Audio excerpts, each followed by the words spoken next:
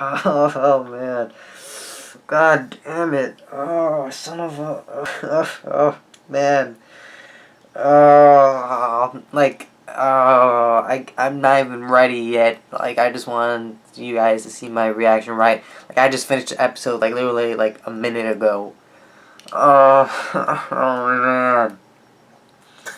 The last anime that did this to me was freaking Your Lie in April, and that was, I don't remember when, like, back in March. Holy crap, that's 3 months. I'll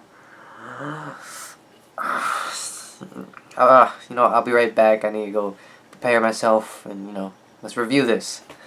Alright, so there wasn't actually much to this episode other than, a conclusion to our story with both Tsukasa and Ayla.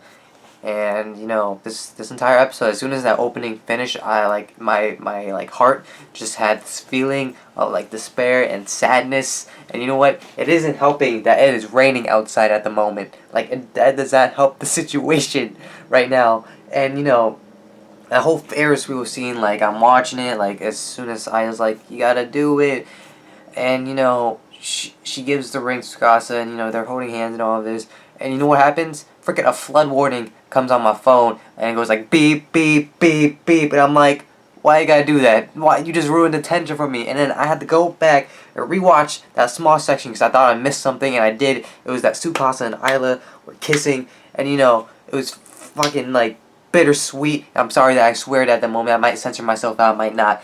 But it was such a bittersweet moment because they finally kiss because they're a couple. But then he has to put Isla down, lock her, erase all her memories, and damn, it's just it feels in my heart. And at the beginning of the episode where they're just like bundled up together, under a blanket, looking out towards the city, and then like as they move on, as they progress through the thread, going visiting the office, and it was like a continuation of last week's episode or the last episode where they were being a lovey-dovey couple, even though they knew that time is coming up, and just spending as much time as they can together. There's also that bathroom scene, and after watching a few ecchi, harem anime, most situations, like I'm assuming some of you've seen, where those kind of things go, and there wasn't even actually that much fan service because the whole time, like Ayla, she was covered up in a towel. But anyway, Kazuki catches them like in the office. She's like, no, you know what? Get out, Ayla. I'm taking your badge. You don't work here anymore. Go. And everyone else figured that out, like, and everyone else was there too, and that when they're at the amusement park, they were having fun, and then Tsukasa, he realized something when he was on that date with Ayla, and I think it was something that he knew all along, but he was suppressing it because it's just a thing as human beings that's what we do if we know something bad's about to happen or something, if we can like see the bad thing in front of us, we usually try to suppress our feelings for it, and try to avoid it as much as possible because in most situations, some people just can't come to terms with a situation like that. And when he's like starting to get blurry vision, at first I thought, oh, maybe he's gonna pass out again. But no, he realizes that this is the last day, and that he's not gonna meet the Ayla he knew, and that the one that he fell in love with, right? He realized he's gonna be alone after this. Or is he? Because I really enjoyed how the writers did this. They could have done, what I predicted, like in my last, episode reviews, where he and Ayla, she gets her memory erased, but then he gives her like the diary to be like, hey, your Ayla, here's your memories, stuff like that. But they don't do that. They end on a perfect, satisfying ending for me personally, where you don't get their confirmation that it's Ayla at the very end, like after the credit scene. It's like it's not a confirmation that it is Ayla, but or at least Ayla's body, but a feel like a part of you is like, that's definitely Ayla. That's why Tsukasa looks so happy and stuff like that. And yeah, this definitely first episode brought me in tears, gave me that heart wrenching feeling in my heart, and then last episode did the exact same thing. Bravo, Major Studio, for animating such a beautiful story, and I don't know the writer's name. I know he worked on Steins Gate, but bravo to her/him as well for writing such an amazing story. But just going back to the episode real quick, so after Ayla's, I guess put awayness, I don't want to put passing away because that's not necessarily true to an extent, but after Ayla goes to sleep, everyone reads her letters, everyone's sad, everyone's crying, and Tsukasa, I believe he goes to work at the place or at least he goes training for 9 months, as they said in the episode. He comes back, and yeah, bam, there's Isla. So I don't know what happens next. Maybe the writer decides to make a visual novel out of this. I don't know. Maybe Tsukasa gives the diary back to Isla, or Isla's body, so she can read through it and try to put these memories together. That was my phone. Shut up, phone. Just give back the diary. Let whoever Isla's name is now. Shut up, phone.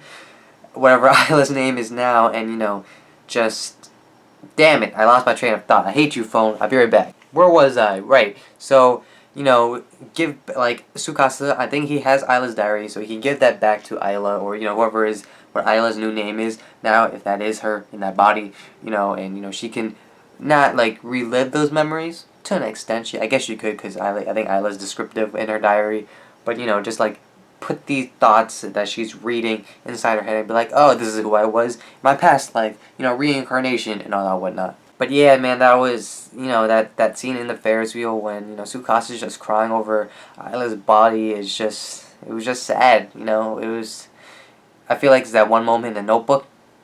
I guess I can't really use that example because I've never seen The Notebook. I just, know that one scene that, one person has Alzheimer's and, anyway, it has Ryan Gosling in it and Rachel McAdams. But regardless, I thought this was a fantastic episode. I enjoyed the ending because, it gave me that satisfaction. Hey, is that Isla? You never know. And, stuff like that. And I just love how, they gave me, a weird feeling, like that heart-wrenching feeling in the first episode. And they were able to do the exact same thing in the last episode. Because, not a lot of animes can do that. Reuse that feeling that you can. Because remember, in the first episode, it wasn't even about Isla and Tsukasa being a thing. It was about, I think it was that grandma and her little granddaughter that she gifted that she had.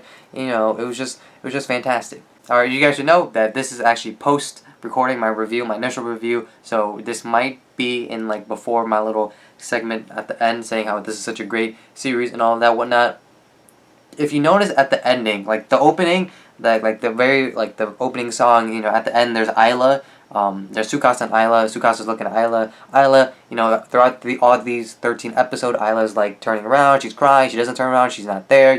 She does all these expressions, and for the last few episodes, she's she's been smiling, and in this one she's smiling, but she's also crying at the same time, or she's about to cry. But then there's also the ending where the last few endings, at the very beginning, it was just Isla's ID card, and then eventually when Tsukasa gave her that little keychain thing.